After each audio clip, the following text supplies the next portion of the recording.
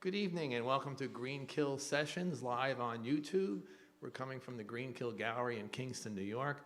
I am Mike Jurkovic, your host and one of the featured readers for the evening. What we're trying to do here, what Dave's trying to do here at Green Kill is open everything up to the artists, whatever your discipline might be. We've had several successful poetry readings here, and let's make tonight successful. So we have three featured readers, Roberta Gould, who folks in the Hudson Valley are very familiar with, Ken Holland, again, another familiar name in the Hudson Valley, and me, maybe some of you know, maybe some of you don't, I don't know. So our first reader for the evening is going to be Roberta Gould, and her work has appeared widely in poetry publications, including Mid-American Review, Green Mountain, Confrontation, Waymark, Chronogram, Waterways, in various newspapers, New Times, Village Voice, The Catholic Worker, and in anthologies The Art and Craft of Poetry, A Slant of Light, Up the River, The Art and Craft of Poetry, among many others.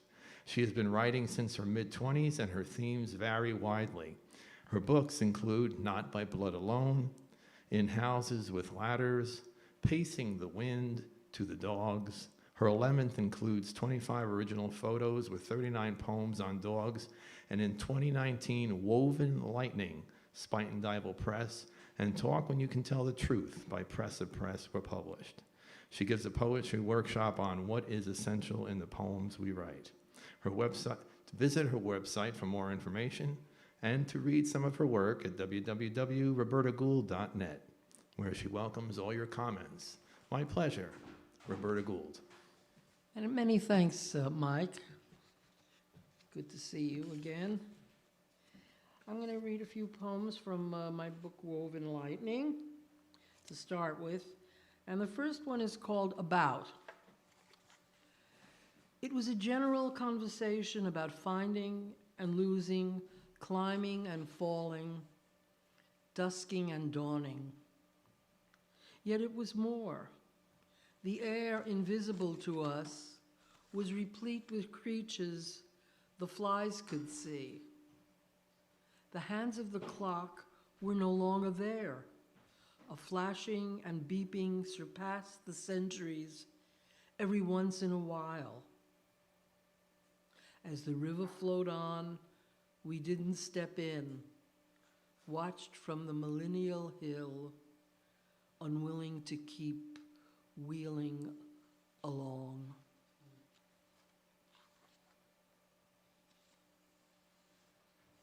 Stones.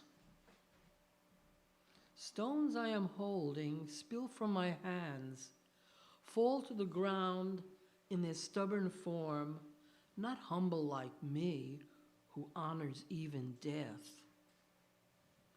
Little do they know the dust they shall be when the eons pass and no one's left talking. Still, I am angry and kick one down the hill, hasten its change to pebble, to gravel, hasten its change to gravel, to pebble, envying its sureness, I who know it will change, though it seems to defy time, mute and stupid.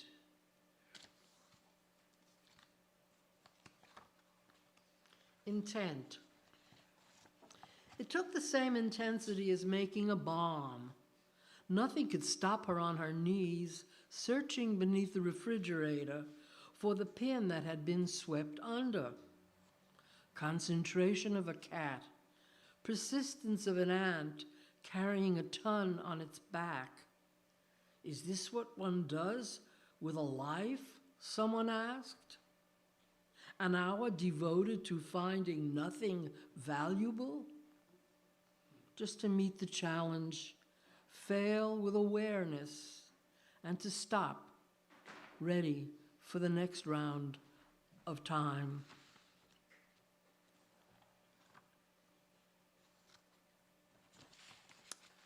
This poem is called Jenny. I'll have a few poems about people. I don't usually write about people, but I have three of those. This is an old one, I have two others.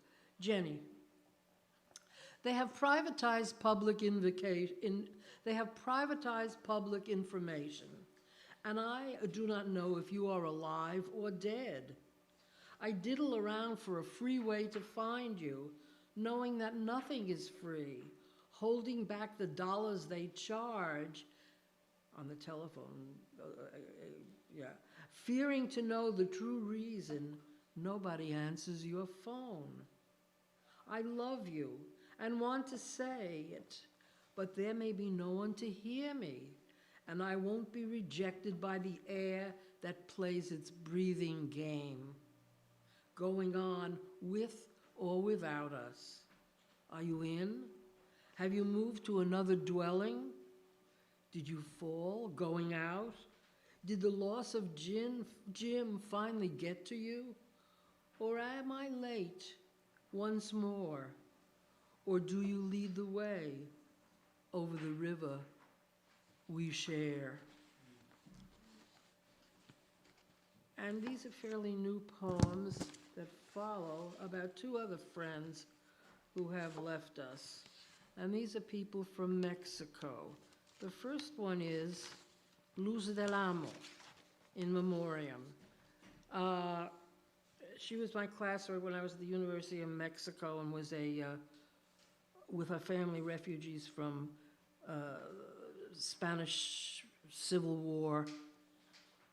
Mexico took in a lot of Spanish refugees and Jews during the Second World War because of a wonderful man named Gilberto Bosques, who was some sort of consul envoy in France, and he got 40,000 people out of Europe and to wherever they were going. She was a child of these people, of the Spanish refugees. Luz del Amo. The svelte beauty with her lisp and nose of torero appears in a dream at grave's edge. Defying time, she resounds definite, her words imparted to whatever retinue chooses to follow. The other one absorbs her speech, its majesty of dominance, its definition of worlds. She inherited it, Castellano, Luz, who jumped on luxury armchairs with her sister, playful and elegant. She who revealed the details of imperial theft, with a pun to a young woman browsing in the window of a department store, her friend who would die or fly. This one is to my dear friend Carlos, I knew at the same time, and who has also ascended to wherever they go. Carlos, he'd bathe in ice each morning. In the broken tub, water an inventive neighbor managed to transform. This and the lemon tea with eucalyptus to cure my cold, and his conversations with stories and puns, or when he elicited a family saga from a woman on the metro between stations, everyone responding to his outgoing nature and sense of humor. Or when we'd bring eyeglasses and sweaters to the Red Cross somewhere on the outskirts of the city, and left them because the staff had left.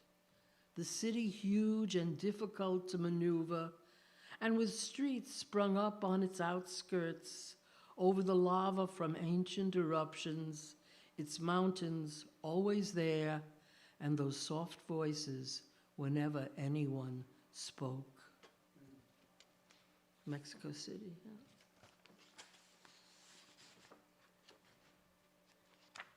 Change tones. Demagogue. It's about 4 years old. Scream to the impending storm. Capture it with your breath. Cheeks puffed and bursting, ready to deflate to nothing, nourishing nothing but your notions. A desire to prove you are bigger than the sky, your impediment. The tyrant dreams.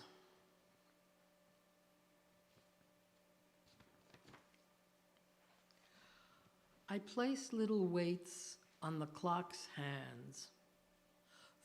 This fools the faithful, timelessly lost, working forever to nostalgic music. But when they awake, I am ready and move the moon. Gravity changes, and the sun starts a new journey. The earth speeds up as I choose. The constellations turn at my will. Illusions sent to my believers. As I sit on my throne, bask in golden destruction, the ancient prophecy fulfilled. History, me.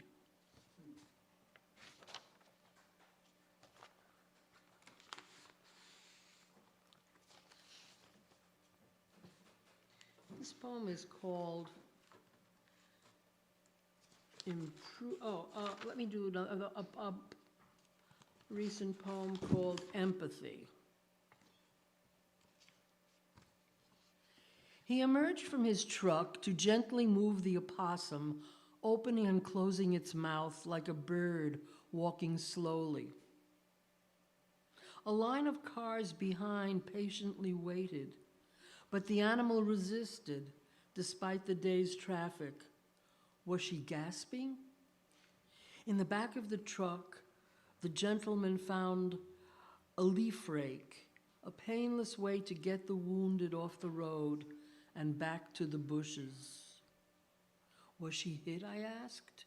So it seems, I heard, as I passed another car, peering out to remember the spot and its tree stump I would return to next day to know. This poem is of the opposite of empathy. It's about a couple of women who I now call not sisters. I'm speaking to them. Wind the wire tighter, so thin the air will falter, and you will ascend fast to the stars I never dreamed.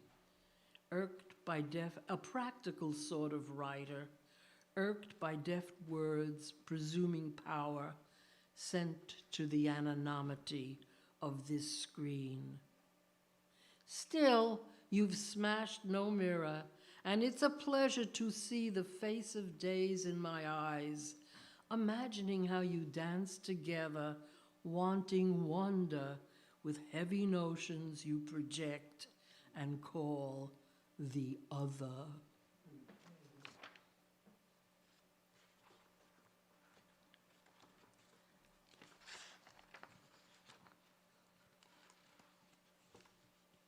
Day True. This poem refers to about 3 events that I emerged alive from almost by a miracle, or by miracles.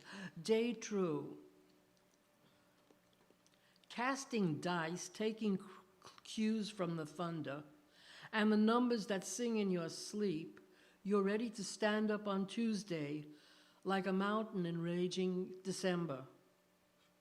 Ordained by the stars, or God, the day is true, wheels you as the hand that pushed your carriage, as bulging clouds became herds of horses, circling a sky full of stanchions. The day is new as when crossing the avenue, a motorcycle smashed through the hood of your carriage, destroyed it but managed to miss you, sitting up bright-eyed and happy. And now another Monday passes. Standing up, you bravely look out. Will a miracle hold back the new monster? Tomorrow will tell.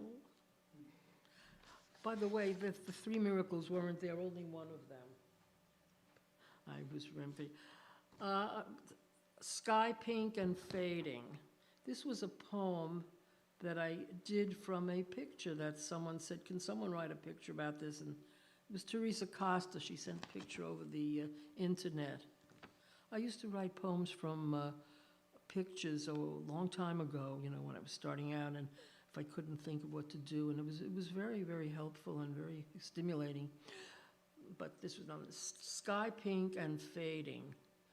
So there's a sunset out there, and I'm asking, well, you want to go there, but should I go there?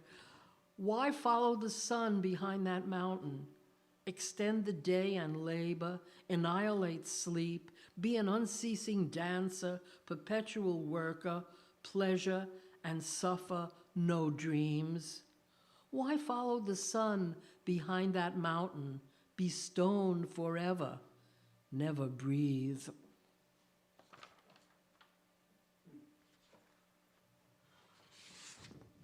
This poem is called Improving Nature.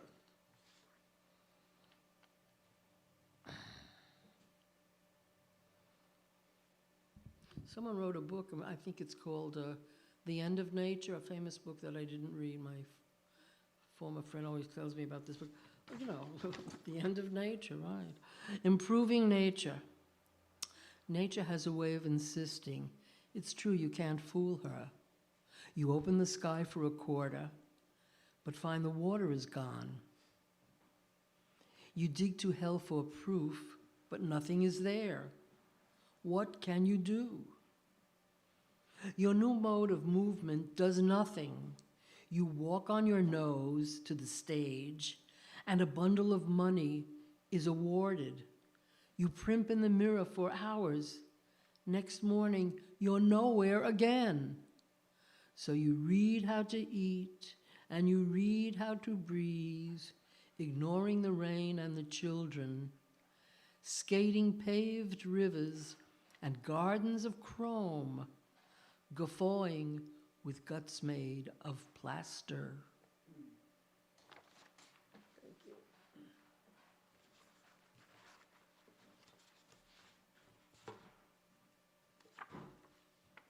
Here's a poem about words. It's called Wordcraft. The words are dozing. The words are dozing, resting from work in the nuance factory to regain their original nature after a lifetime of time and a half. Outside, flocks of poets lurk, nets in hand, ready to flick wrists and capture the brightest, the starkest, the most subtle, to compose poems with them if life doesn't intervene. If it does, there are always butterflies and flotillas of clouds passing by.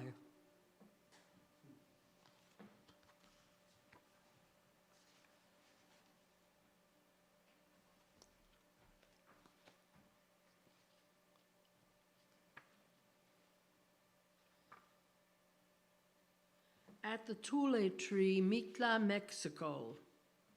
It's a tree twice as wide as the extension of my arms here. I have come to this tree to weep for my friends who have gone. My vial of tears poured to the ground near the bird who drags its tail across the grass, a large grain of corn in its beak. Nothing will ever cut me short of the glory and hunger they lived, they who walk here no longer. Names that were love's breath, thought's lightning, the color of weather. I walk, all my wits are required to pierce the smudge, open the horizon. I went back there, 10 years ago, and a lot of people I had known when I was a student in Mexico were dead, and I was very close to those people.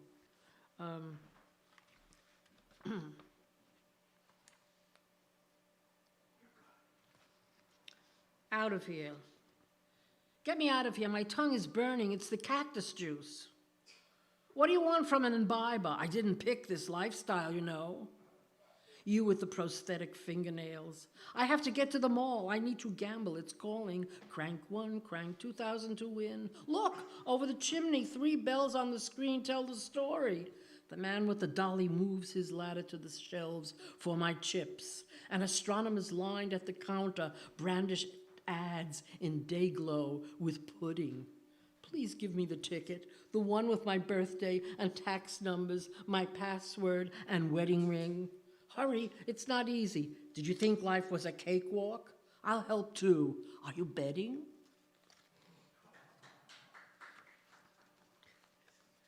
Thieves, an oral nightmare. Why did you steal my teeth when I only wanted to hear the music? If my mind wandered, did you have to do your trick, make vanish what I'd lived with all my life? They were performing a Brahms sonata, one bowing on spiked heels in a sleek red dress. The other one, pudgy, was ultimate heart at the 9-foot grand where she sat. Was it then with your sleight of hand you snatched my mouth's furniture? And how I wound up on the train after that, I don't know. It was rush hour. The compartments filled, and I was trapped and forgotten in a corner, unable to chew and hungry, soft and unable to fight. They say be grateful that you still have your eyes. Thank God and your stars, and try to behave. Complaints are not needed. It's wartime. And keep your mouth shut. Without teeth, you're not very pretty.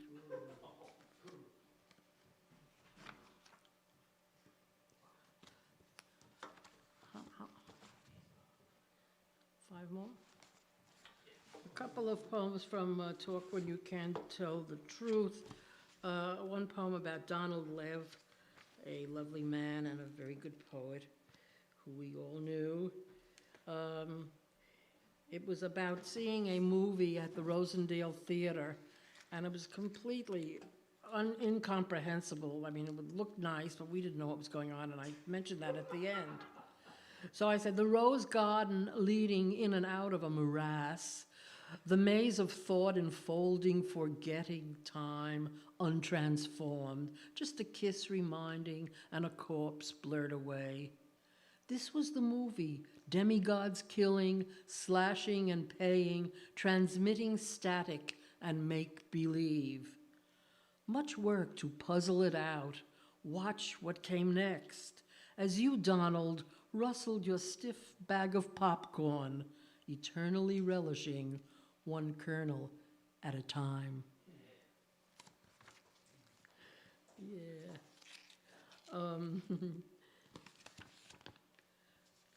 Training. Another thud, and the bag sprung back. Another thud, and the bag sprang back. Another punch, and it was there, live and ready for the next line of aspirers, champions of the ring. Leather model for endurance, it took each punch as muscles would. No bleeding, no bruising, just a hard back and forth, energy released, no matter what. Pummel me harder. The champs pummeled.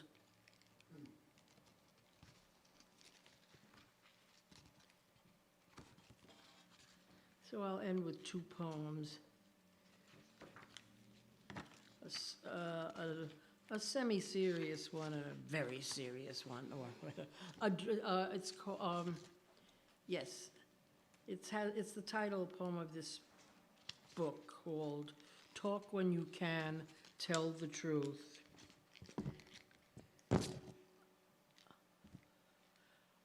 So it's a persona poem.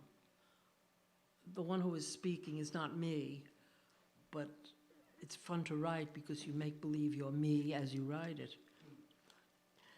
My Herman, he couldn't even boil an egg.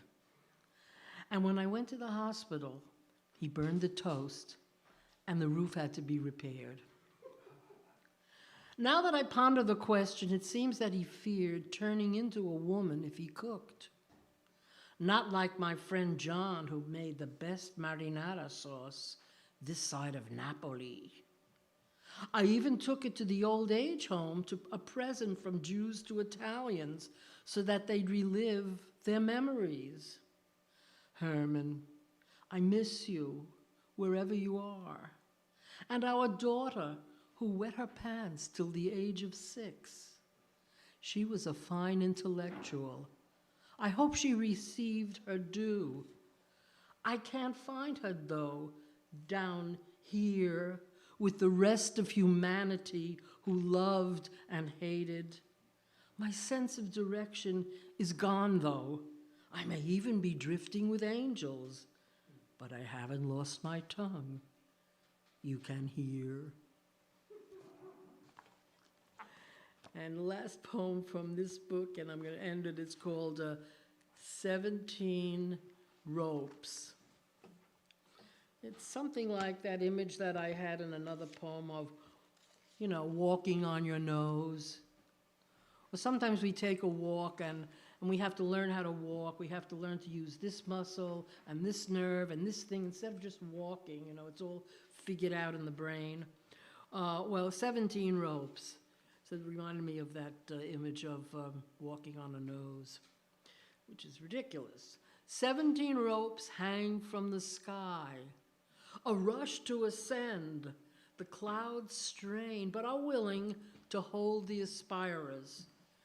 Yet 3 fall to the depths, smash as puzzled dogs watch, content to stare, lick their paws, shake debris from their coats. No one knows exactly where they are going, like sailors arm over arm shimmering up masts. But who can judge the fervor, the passion, their pointed aim for the goal? And it goes on each year. The trapeze is a new diversion. Daredevils defy physical limits, their bodies displayed in impossible flight. Yet the main act, coercing the sky to hold a display of heavy bodies, continues as they clutch the illusion of ropes, their notion a picture, a mistake, like the air, packaged, but not quite sold. Thank you. Thank you, Roberta. Just a little story. When I first started reading up here in the Hudson Valley, one of the first, I think actually Teresa Costa was having a feature at that old bookstore in Kingston on the Strand. I can't remember what it was. Yep. And the first person I ever read with in the Hudson Valley was right here tonight. And I want to thank you for that. Well, thank you very much Thank for you. everything, Mike. For this work and for Dave, especially Dave. And we want to thank Dave, too, for making this all happen. Our next reader today for the evening is Ken Holland. He is an award-winning poet whose work has been widely published in such journals as Rattle. Rattle always rejects me. It is Rattle, Southwest Review, the Cortland Review, and Poetry East. Most recently, he's been in the Carolina Quarterly, the Wisconsin Review, the Stillwater Review, with poetry forthcoming in the Chariton Review and the American Journal of Poetry. A pushcart nominee, he placed first in the 2019 Stephen Diabasi competition and third in the 2020 Naugatuck River Review contest. His poems have also been featured in a number of anthologies. He resides in the beautiful Hudson Valley town of Fishkill, New York, and reads throughout the Hudson Valley or whether Zoom will take him. He's currently engaged in compiling several manuscripts. My pleasure, Mr. Ken Holland. Thank you, Mike and Dave and Roberta. As always, totally engrossing reading. So, whatever New Yorkers of a particular age might be tuning in, you'll likely relate to this one. It's called When Stella Doro Ruled the Airwaves. Used to be we'd drive south on the Major Deegan, drive south on a Saturday towards the George Washington Bridge, the Deegan cutting through the Bronx, heading south. And on a Saturday, there'd come the scent well before the source, the sweet liqueur of it, the anisette, the sugar, the air turned to confectionery. cutting through a Bronx that had taken on the air of seduction, whose breath was that of a biscotti, the warmth of it even in winter, sliding south on the Major Deegan, the scent glossing our lips like spun syrup.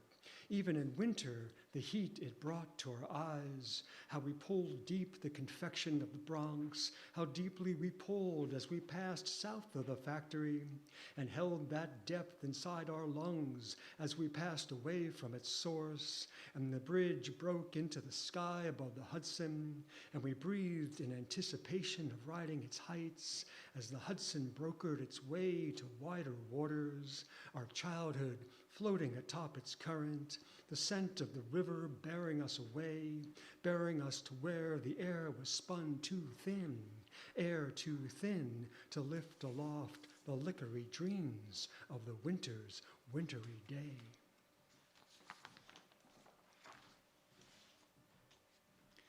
And this is called All the Pretty Girls. The sun's barely had a chance to grab hold of the sky, but already pounding heat into the air.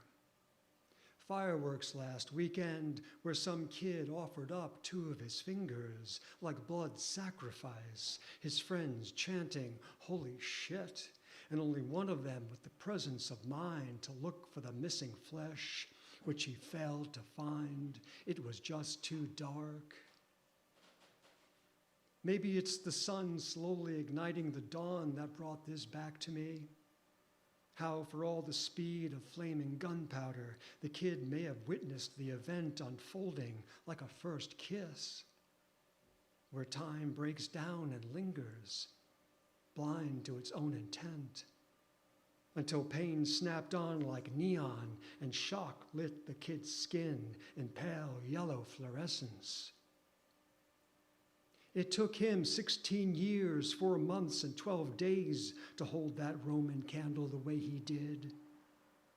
And just before it all went wrong, there would have been a space where he could have counted off 10 seconds on his fingers, and then a space where he could still have counted 9. I have little doubt the heat slipping into my skin this mid-July morning is the same heat the kid feels in his phantom fingers, and how what he wants to hold on to is just that much harder to grasp against his body, the way a pretty girl will turn her head, then turn it away.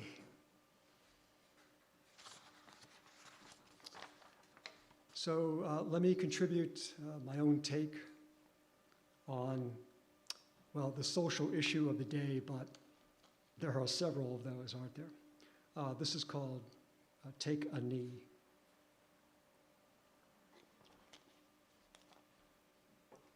All I wanted to do was watch an old black and white film with you, but the black had been stripped away. Bogart kissing some woman's white lips, Cagney stroking his white Tommy gun, Gary Cooper wiping down the white sweat of his white horse, Mae West casting back her sultry look asking, "Why don't you white boys come up and see me sometime?" And all those war movies with their white bombs and white blood, and that last hill the white GIs have got to take from the unseen, colorless enemy. And it's the best part. It's the scene you've seen so many times before, and here it comes again.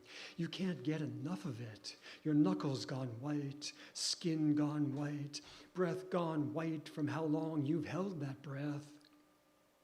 Watching war's white smoke, white bullets, white fear.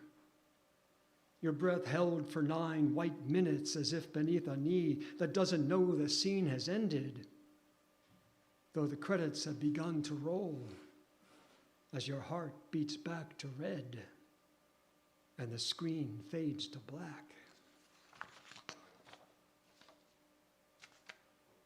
And continuing in the vein of discontent, this is called Westward Ho. I can't wait for the West to die, All this busted architecture, all this Gucci leather. It's time for us to take our powder, bucko. Time for the weed whacker, a hammer to the sandcastle, trip our way back to the barter system. See what a handgun'll get you. A dozen eggs just slightly past their prime. Hard to be the breadbasket of obesity when the Twinkie plant shuts down. I can't wait till we have no stake in the game. Let Asia deal with all the yahoos in Uzbekistan and Waziristan and name a clan. Let Asia clean up the spills, the egrets tuxedoed in oil, the diamond pin of their eye when they flash it open to take in the carnage of prom night. So bring it home. Bring it on home. We finally have some peace when we're not the ones to fix the unfixable. What we broke and broke again, pieces so fine they're already ground back to soil. Just get a shovel and dig in. Dig it deep. The kind of deep where you can't hear anything when you're lying at the bottom.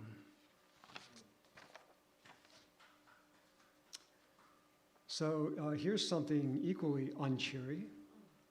The aftermath of losing the love of one's life. Perhaps there'll be another. It's called Lawyers, Guns, and Therapy. And for those who may be a fan of Warren Zevon, he had that song back in God knows what, the 80s or so, Lawyers, Guns, and Money. So it was with that in mind that the title came. I need a lawyer to take my hand and tell me everything's going to be all right. One who's got a monogrammed brown leather satchel under his arm, wherein are the means of my consolation, whether they're relevant to my life or not, it doesn't matter. He's got a writ of habeas corpus and a pocket-sized Bill of Rights, a flask of whiskey and some other person's divorce papers, brass knuckles and an amicus brief, a half-depleted prescription of Vicodin, and a copy of the Constitution folded up like a map that's forsaken compass points, because really, who the hell knows where the right direction is? Which is why he's also got a Glock inside the satchel, which I'm thinking of using to protect myself from myself. And he's got 2 spare clips to go along with it, in case I need them. In case every time I hold the barrel to my temple, I keep missing. I don't know where the bullet goes. I think it's afraid to come out of the chamber. It sensed the dark inside my head and will not venture there, which is fine. The lawyer's pulled my hand down from my head, takes away the gun, and in its place puts a pen between my thumb and trigger finger, a Mont Blanc, burgundy and red, says he's drawing up the papers now, to just be patient, that I should imagine my signature on the contract. How happy I'll be.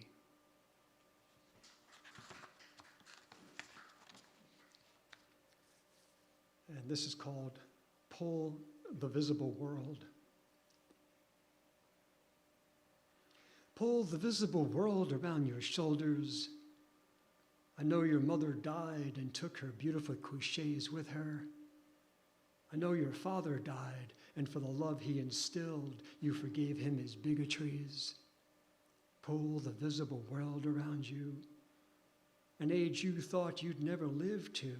The street vendors you've come to know, not by name, yet enough to say this one is Panamanian, this one Haitian, this Mexican, Puerto Rican, Trinidadian, Guatemalan. Where you buy your fruit, your café con leche, your empanadas. Where the seared smoke from the halal cart drifts around your shoulders, and the Syrian scraping down the surface of the grill understands this is his movable piece of America. And America smells like cooked lamb, like ground chickpeas, like cardamom, nutmeg, cassia. Pull the world around you. Pull the hours of labor. your mother's grandmother, the piecework that left her blind, your father's father, how cold dusted his lungs like gunpowder, fireworks from barges moored along the lower Hudson, Macy's siege of the city, the kind of assault that leaves you penniless yet still gawking at the sky, dollars shredded into confetti to fall from skyscrapers onto the numbed shoulders of desert vets. Pull the visible world. See what warmth still holds from the sands of Ramadi, from Fallujah, Mosul, Kirkuk. Pull the world around your shoulders and feel its density as it keeps the shiny spinning projectile from entering your body.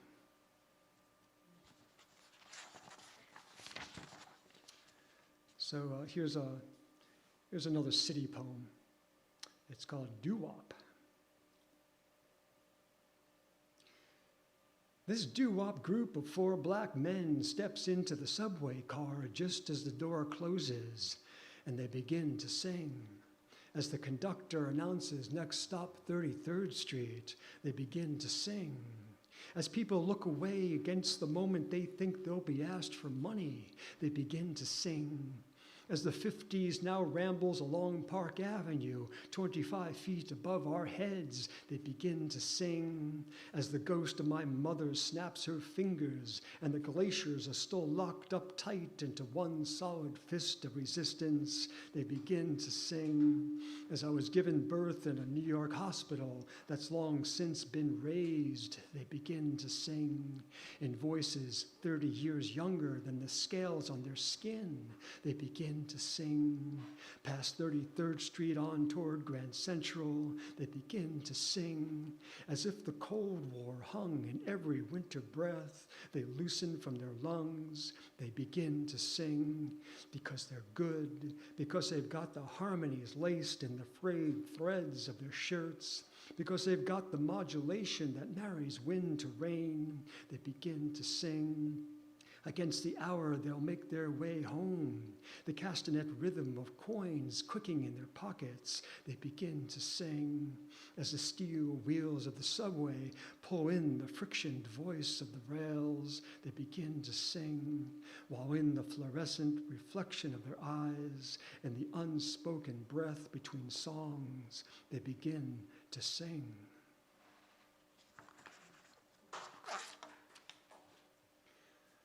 So a bit of a change in pace and length. This is a very short poem. It's called Sorrow's Beauty.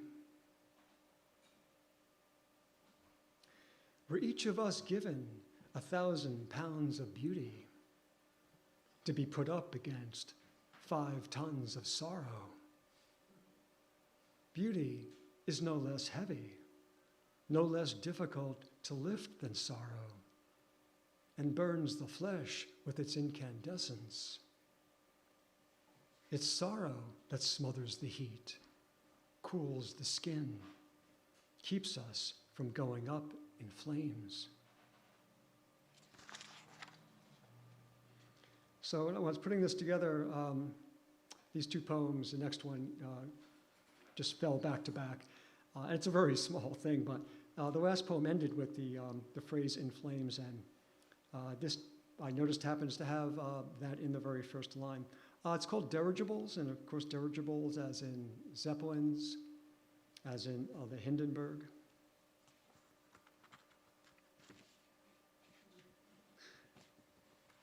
Not every dirigible goes up in flames.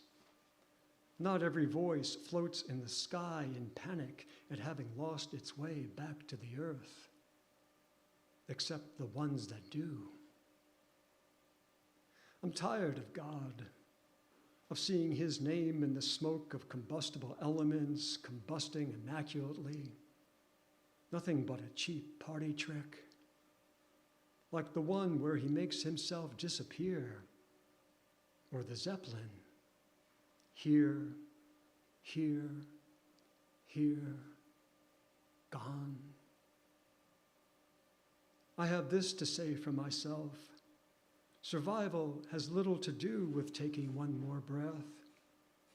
has everything to do with why all the breaths that have come before haven't burned you down to your frame, like a corset of whalebone, charred to black. There are some who look at a pattern of ash for divination and warn of an avalanche that soon will slide down your mind, but no word as to whether you'll survive. That kind of insight will cost another $20. You may as well strike a match, set your mind on fire, and pull up a chair to warm your feet. What if someone had put a cold beer into Icarus's hands, sat him by that fire so he could watch your thoughts spark every time the heat met the sap and the pith of the wood? What if he never took wing? If he hadn't filled his limbs with the lift and loft of a flammable gas and rose toward the sun the way we rise toward any hand that is open and inflamed? What if he fell asleep unaware of the blanket you draped over his body? How it trapped the heat against his dreams? How it was only those dreams that caught fire?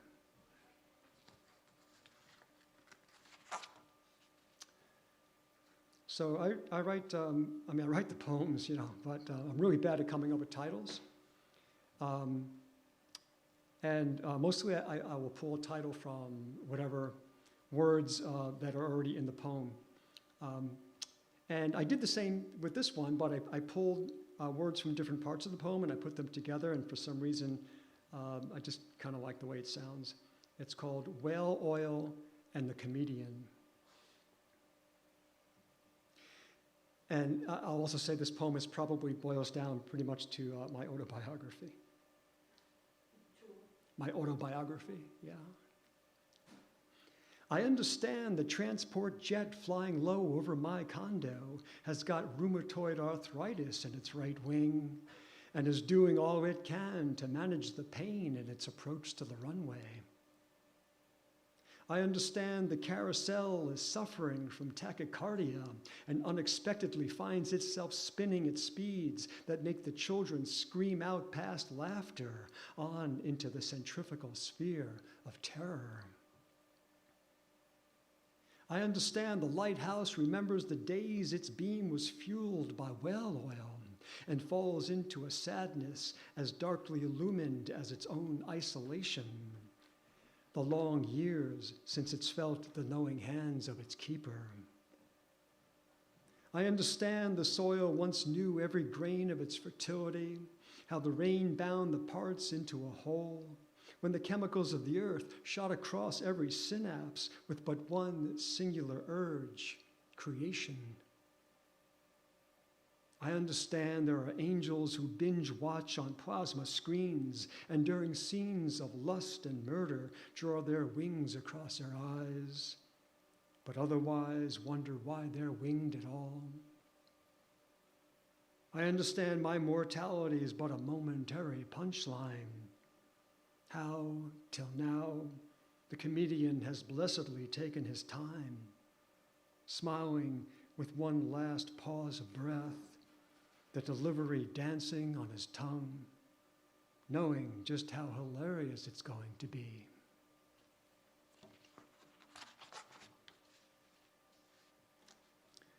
And this is called Laughing Angels. When I woke into the starkness of night, the silence was so absolute as to be visual.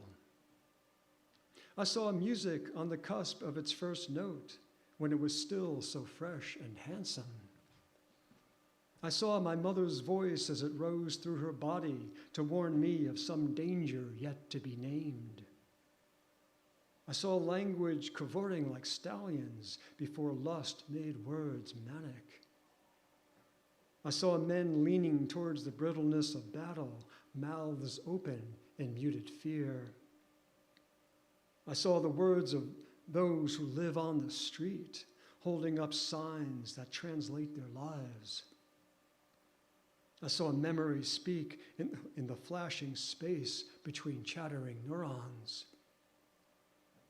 I saw an angel laughing, as angels will do, knowing we cannot hear them.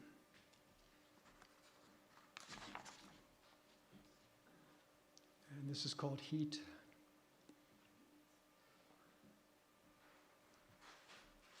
Heat of volcanism at the depth of an oceanic rift, fire that pours into water, water whose heat is that of fire. Heat of uranium, heat of enrichment, its interminable half-life of decay. Heat of Hiroshima, heat in the resurgence of tears and the blood of grief. Heat of a mother's love, its geologic pressure, its metamorphic embrace, heat that shapes a child's molten heart. The cold heat in the ascension of a manganese moon. Heat in the middens of all that we've abandoned, that sparks its own warmth, that resurrects from what we've cast off. Heat of my brother's disdain for what I believe in, and the heat of his hand pulling me toward his embrace.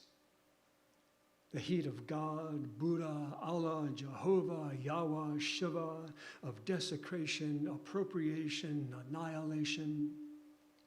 The heat of Ra, whose body is that of the falcon, wings singed from his own roiling eruptions.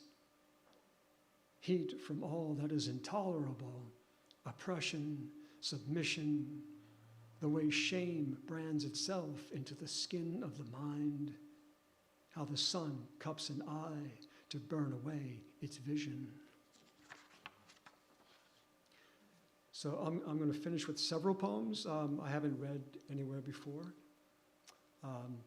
If there was the poem I read previously that I said was very short, this one is very, very short. It's called The Eighth Deadly Sin. Vanity has a certain viscosity. It pours over you like honey, like amber. Hold still a millennium or two. Now try to breathe. And this one, Mike mentioned the Wisconsin Review, and this is the poem that appeared there. It's called Every Stone an Orphan.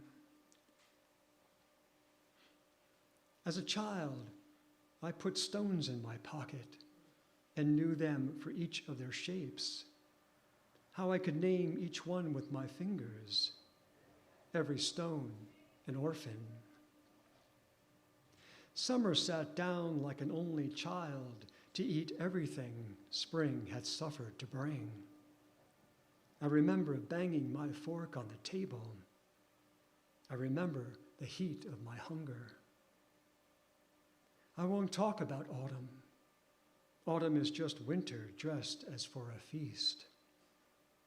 I won't talk about winter, how I held my hand up to the cold constellations and strung the stars into a filigree of your face. I remember a word I've long wanted to share, but you're not here. And my throat is a bird whose beating wings beat back each syllable. When you left me banging on the table. When you left an orphan slung along the dark slate of the sky. And I will finish with this poem, which is actually the most recently, completed, kind of done, T's and I's crossed and dotted. It's called Medium Rare. The short order cook, she's got a nice smile. Though I'm sorry to see how it flattens out her nose, like that slab of meat she's pressing down on. But who doesn't love the skittering sound of sizzle, beef fat giving in to the high heat of a greased cast iron skillet, and the smoke that spreads out is a near sin the way it makes you salivate, proving we're not much better than a dog, which makes sense since we had that falling out with God. And while I don't keep any garden to speak of, I do have 2 houseplants. And one of them I named Adam, and the other I named Roxanne after a stripper I used to patronize, though she never got more naked than Eve. A couple of feathers instead of a fig leaf, which was fine. I'm not a fan of figs, dates either. I can't tell one from the other for all that I hate the way they taste.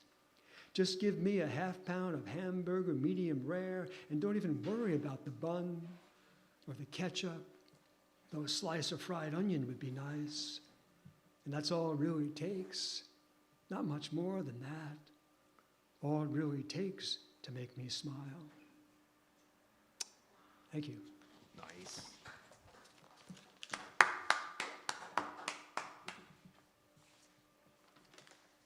And from this particular vantage point, do I get to introduce Mike? Oh, yes. Just say hi. Here's Mike. That's fine. Mike just said, just say hi and say his name is Mike. But it also happens that he is a 2016 Pushcart nominee. Full-length collections include American Mental, Lucador Press 2020, Blue Fan Whirring, Narawa Press 2018, Smitten by Harpies and Shiny Banjo, Catfish, what a great title, Line Autumn Press 2016, Chapbooks, Eve's Venom, Post-Traumatic Press 2014, Anthologies, Reflecting Pool, Poets in the Creative Process from Cod Hill, Like Light, 25 Years of Poetry and Prose from Bright Hill, President Calling All Poets, New Paltz, Beacon, New York. Music features, interviews, and CD reviews appear in All About Jazz, Van Wyck Gazette, and Maverick Chronicles 2018 to the present. He loves Emily most of all, and a close dear friend of mine, Mike Jurkovic. Thank you, Ken. Thank you, Roberta. Thank you, Ken. Thank you, Dave. Thank you, everybody, for allowing us to do this, for watching. Okay. I slip lethargic at sunset, fond of flashback and first awe. A bright breeze brings a new hour, born on miracle beams, crossing ocean, mountain, heaven, hell. Gone all memory, all man-made glory. They called me precocious, prematurely paranoid, and kept me after school as if to break my will. But the more they turned them thumb screws, the more I began to see through the shit and read the history they wouldn't assign. Studied religions they wouldn't allow. Did the math and told my brothers it didn't add up. But for some of them it was too late already. They took the bait and the hook followed. The death tow towards the surface, the bright light, the last stare. Then they flatter you with lie, give the widow a flag and 1 month's notice. Ain't that fucking special? Ain't that America? Your Black Friday meal, your purloin and ransom, all for their doing. They're a chunk of the planet, dire and burning. Assholes all, myself included. This one begins with a quote from Napoleon. What is history if not a fable agreed upon? If I should die before finishing this poem, will you dovetail our voices into one? If I should die before I conclude, please, keep the truth we carried into the war that threatens to silence the words we use to shorten the distance between us. I almost blew that one. Damn. This is a relatively new one, one of the few new ones that I'm kind of happy with. And it's called Where the Light Sneaks In. The psychic took my personal check and I quickly questioned all her predictions. Surely she knew my grifter past before predicting 10 weeks on the Times Top 10 and Amazon Prime's Big Pick. Have you read my stuff? It's freaking depressing, I said. A curt evaluation, I'll concede, but I don't see stars anymore, just bullet holes where the light sneaks in. We need your truth, she said, and I thought, crap, what a blurb that would make. Let Kirkus Magazine charge me now.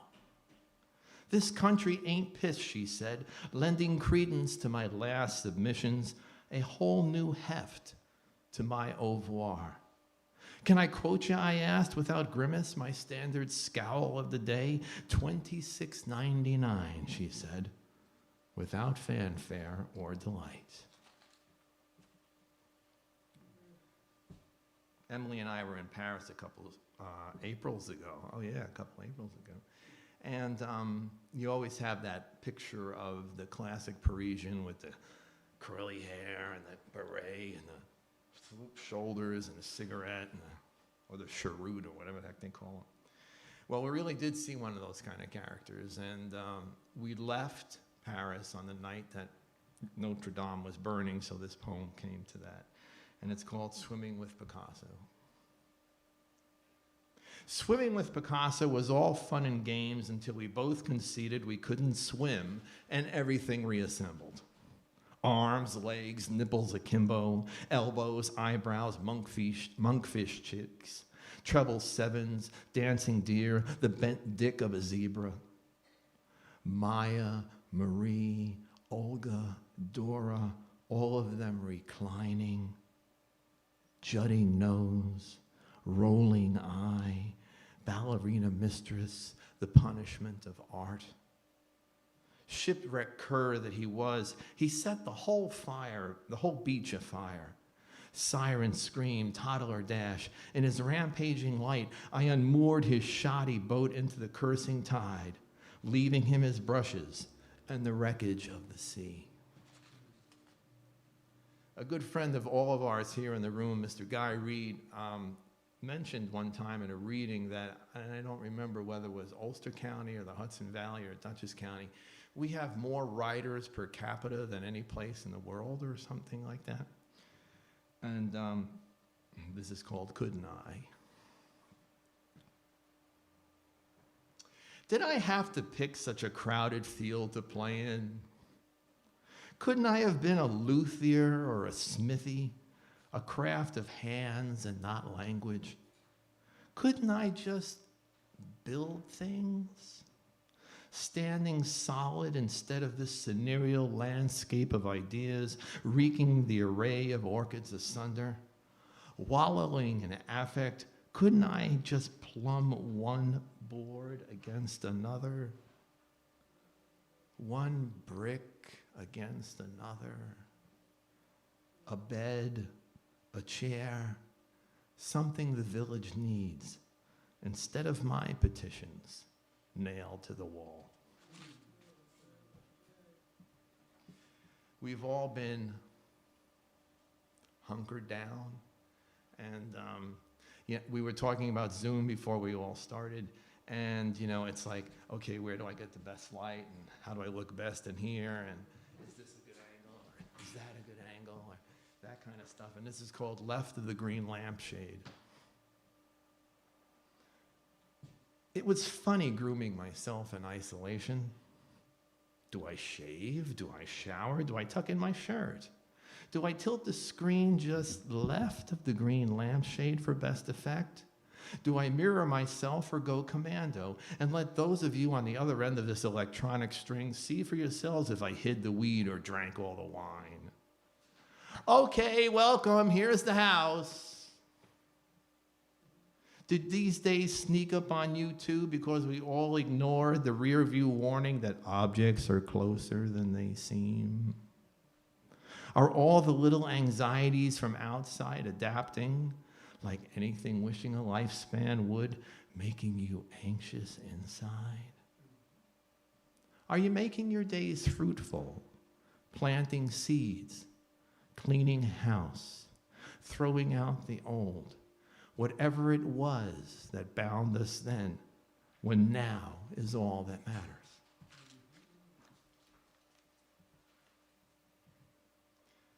So many of us are complaining about the days running into each other, and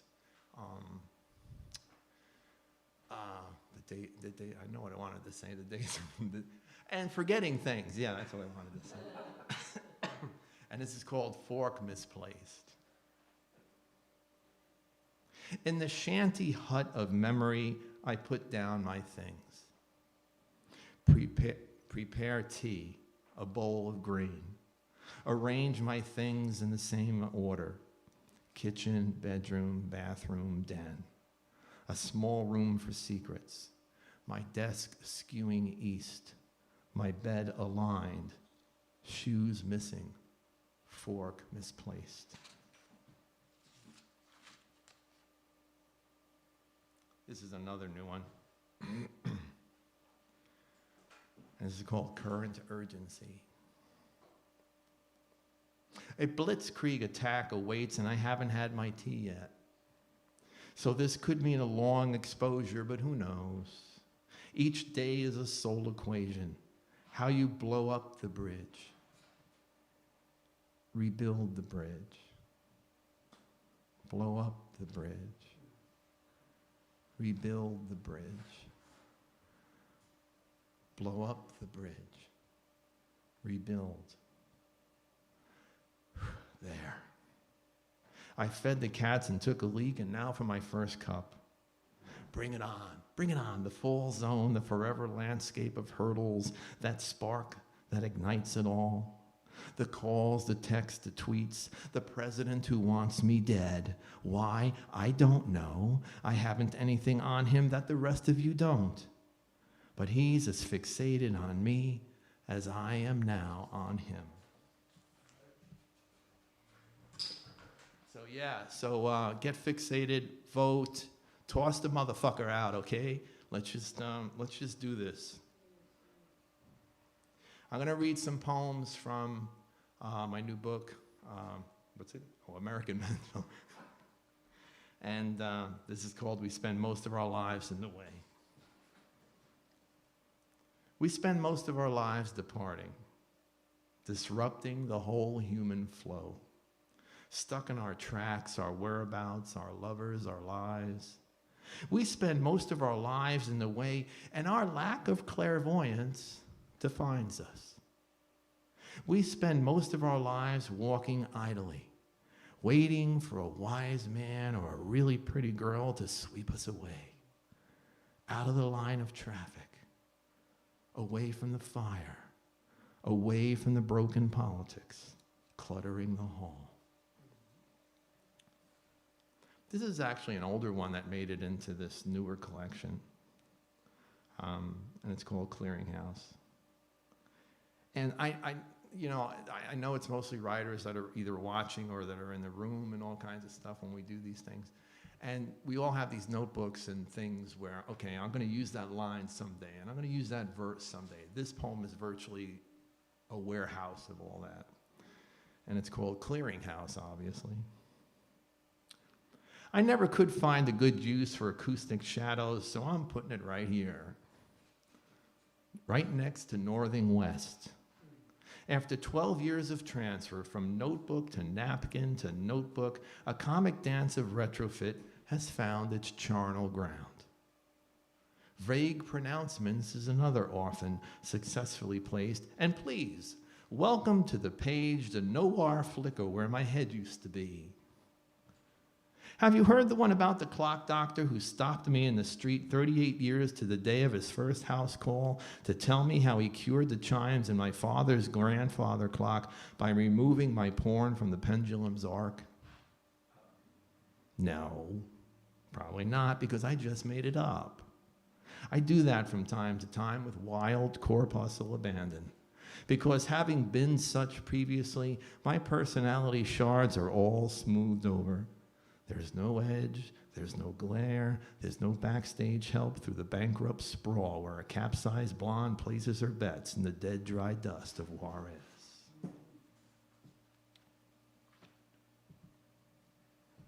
I mentioned Guy Reed before, and I kind of owe him this one, because he read a poem for us at CAPS about 2 years ago, excuse me, called The Universe Next Door. And I said, I'm using that line. He was like, yeah, Kelly, go ahead. And this is called Buzzed. In the universe next door to ours, I'm buzzed as fuck in a wormhole chasing the North Pole's magnetic slide. But it's picked up speed, so my compass can't be trusted. In the universe next door to ours, old hippies don't get gout. 8 million baristas and sommeliers have better things to do and better medical benefits. Confusion headaches are a thing of the past. In the universe next door to ours, children float on gleaming tides. The war dead are not dishonored. The last ship hasn't sailed or suffer in dry dock. In the universe next door to ours, the city isn't laced with warheads. The bomb trains don't rattle the Hudson's western shore. In the universe next door to ours, I'm buzzed as fuck and free of triggerfish and timestamp. Everything fits. There's an Irish bar in every corner, and I ain't coming back. This is one of those poems that I wrote with Will Nixon, and it's called Two Doors Down. There is no corner house for your latest desire, but there is a cozy duplex just off Main behind the shoe repair and water department. 2 doors down, there's a cute artisanal bakery where cupcakes become dreams and toothless men rail for mints. The Dutch apple chocolate is sometimes dry. Other than that, it's a quiet town, sunny and white, where Kalashnikovs make wealth and lotto governs the poor. The ringleader lights his flaming hoops as lost girls play hopscotch with religion in their earbuds. The way is cleared for the prophet, the riser erected, the carpet tacked down, the faithful stampede bring their kids to the show. Tomorrow could be the be-all and end-all, but it's just a staircase. It's a footnote, a cheap sleight of hand that God sometimes uses, then overdubs strings. Then on Wednesday, the town board votes, and on Thursday, another mass shooting.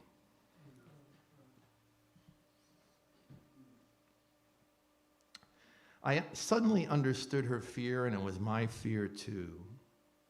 Fear the madness will out, that night is not without end, that this could be our last moment if the world finds us here.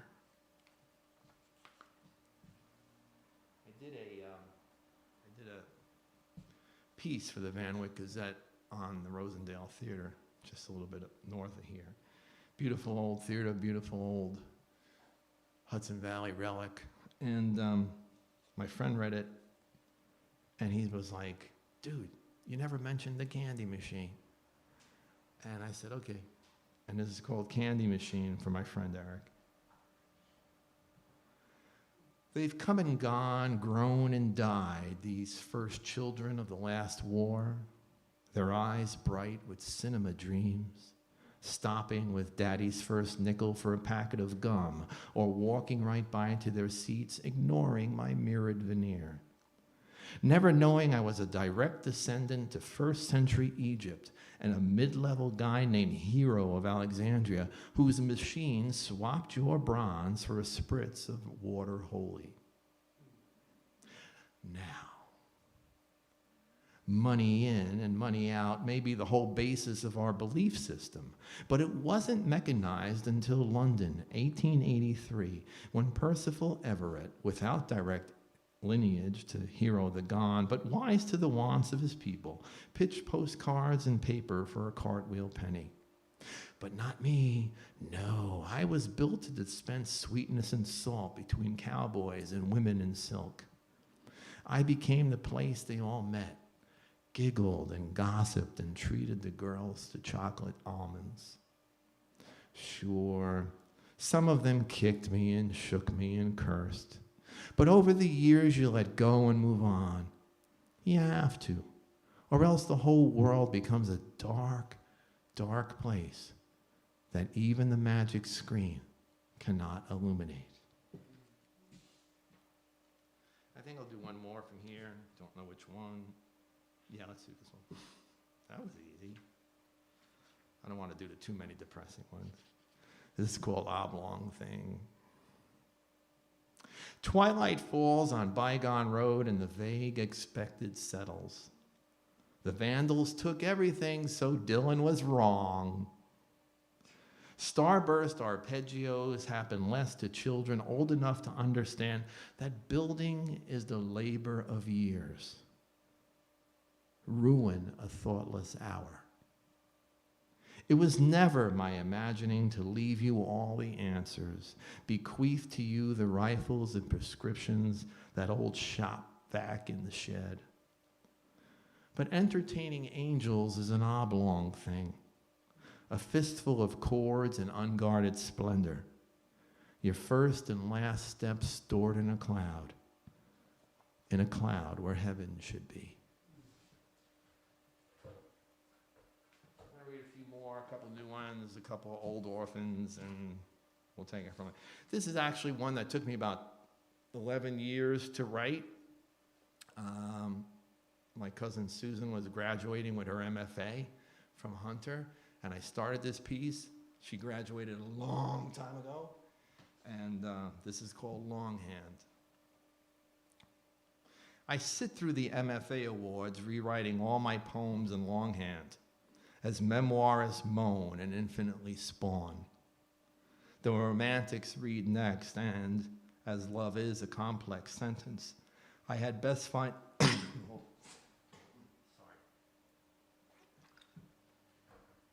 Let's double take that one. I sit through the MFA awards rewriting all my poems in longhand, as memoirists moan and infinitely spawn.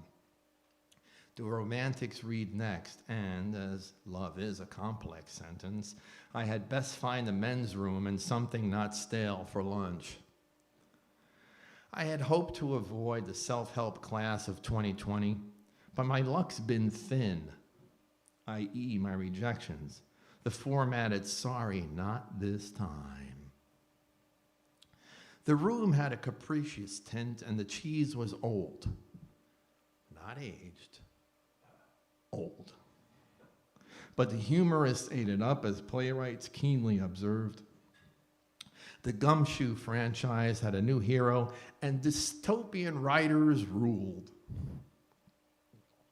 The poets sat in a corner amusing themselves, some with old wine and some with new spirits, some with total disregard and some with a novice smile of contrition, some with a murmur that breaks this darkness, all with a song that heals the pain.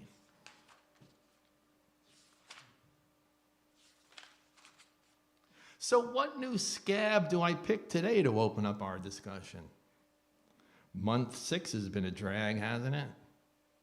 Staring at the bonobos, staring back, breaching Aristotle, bellicose and belligerent, and dragging the bygone with arthritic hands. A harsh percussion precedes all methods of inquiry, and I can't wait, to be honest, to hear all about it, but really not today. Stop. Today's put aside to hear Monk move and give us, in his own disturbed grace, the outside track on the inside joke, and how all of this came to be, for the most part, a world of our own incompetence. Fools of the realm without benchmark, primate versus primate, rising up the ranks. I got like 3 or 4 more, and then I'll let you all get out of here. This is called Gathered Here. Here's hoping, as they lay me down, you gathered here, do not turn on me and bewilder the bride with your bullshit. You are gathered here because we danced without penance. We fused in a chord no army could read, called upon wise men for mercy, and called upon women for love.